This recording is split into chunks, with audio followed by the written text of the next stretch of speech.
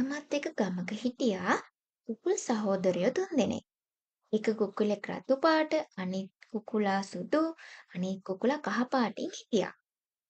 මේ තුන්දෙනාගෙන් රත් කුකුලා ගොඩක් කාර්යක්ෂමශීලී නුවණැතිව වැඩ කරන කෙනෙක්.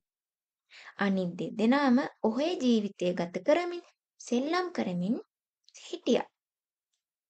ඉස්සරහට වැසි කාලයක් එන බව මේ රතු කුකුලට මතක් වුණා. වැසි කාලය ගත කරන්න කුඩා නිවසක් හදන්න ඕනි කියලා හිතුණා. රතු කුකුලා අනිත් සහෝදර කුකුල් දෙදෙනාට මේ බව කිව්වා.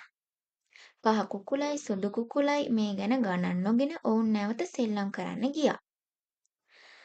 රතු කුකුලා තනියම නිවස හදන්න පටන් ගත්තා. දර අරන් එන්න කැලේට ගියා. අනිත් කුකුල් දෙන්නට එන්න කීවට එයාලා ආවේ නැහැ. රතු කුකුලා හිමින් නිවස හදන්න පටන් ගත්තා. රතු කුකුලා නිවස හදන්න තනියම ගොඩක් මහන්සි වුණා. නැවත පිදුරු අරන් එන්න යන විටත් අනිත් කුකුලෝ දෙදෙනාට කතා කර බැලුවා. එයාලා ආයෙත් එන්න බෑ කිව්වා. ඊට පස්සේ රතු කුකුලම කැලේට ගියා.